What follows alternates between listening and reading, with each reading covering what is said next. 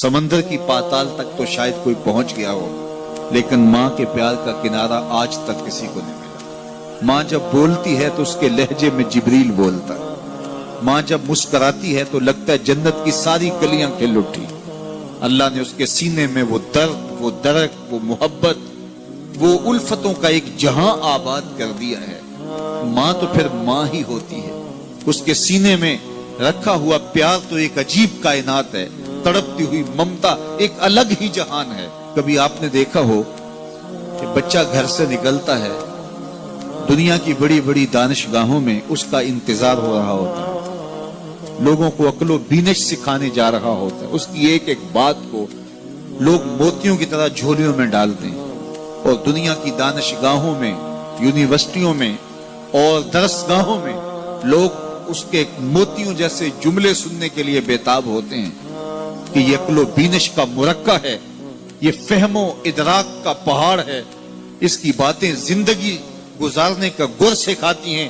तो लोग सीखने के लिए जमा होते हैं। लेकिन वो शख्स जब घर से निकलता है तो माँ कितने भोले अंदाज में कहती है, पुत्र जरा सड़क ध्यान से अबूर करना। जो दुनिया को अक्लो बीनिश का सबक सिखाने जा रहा है, उसको ये भी नहीं पता कि सड़क कैसे अबूर करनी है। लेकिन माँ के प्यार का रूप है, ये माँ की मोहब्बत का तेवर है, ये उसकी उल्फत के रंग हैं।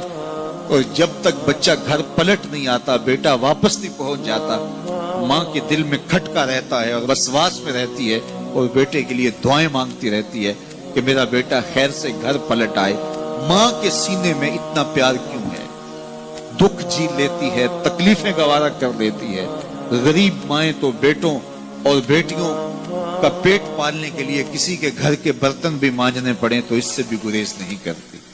तकलीफें सह लेती हैं, अजियतें गवारा कर लेती हैं, लोगों की गुलामियां कबूल कर लेती हैं। माएं अपनी औलाद के लिए क्या कुछ नहीं करती। माँ को अपनी औलाद से इतना प्यार क्यों है?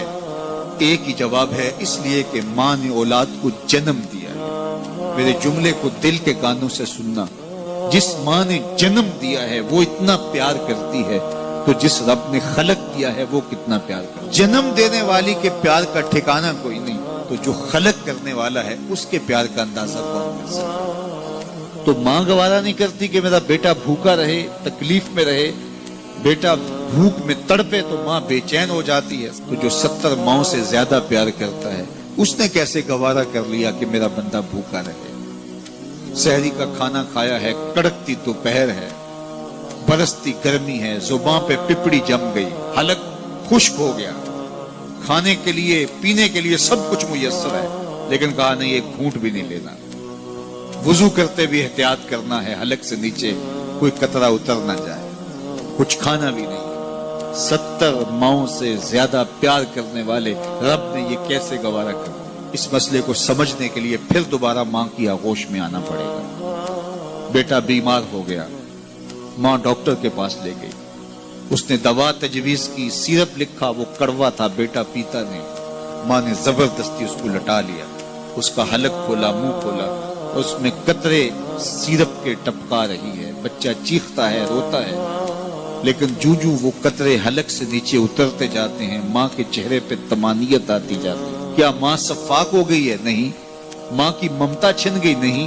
वो जो बेटे की आंख में आंसू नहीं देख सकती थी, वो तड़पते हुए बच्चे को देख के मुतमईन क्यों है? क्या माँ की ममता रुखसत होगी? जवाब नहीं। तो फिर क्यों माँ इतनी खुश है? कहा बेटा नहीं जानता, माँ जानती है। चंद लम्हों की तकलीफ है, कुछ लहजों की कड़वाहट और तलखी है, लेकिन ये सिरप जब मैदे में उतरेगा तो नतीजा शिफा की सूरत में बरामद होगा। माँ की निगाह इस कड़वे सिरप पे नहीं, माँ की निगाह नतीजे पे है। कहा 70 माओं से ज्यादा प्यार करने वाला रब तुम्हें बहुत प्यार करता है, लेकिन भूख और प्यास इसलिए गवारा करवाई जा रही है, लअल्लकुम तत्तकून, इसका नतीजा तकवे की सूरत में बराबर। तुम्हें इत्तिका की दौलत मिलेगी, तुम तकवे का नूर पालोगे। इसलिए महीना एक मौका है, एक फुर्सत है। हम इस फुर्सत को गनीमत जाने और अपने नफ्स को काबू में करें। रोजा हमें बहुत कुछ सिखाता है, इससे वो सब कुछ सीखें और अपने मन को संवारने की कोशिश करें। तो जब हम तकवे की दौलत पालेंगे तो रोजे का मकसूद हासिल हो जाएगा।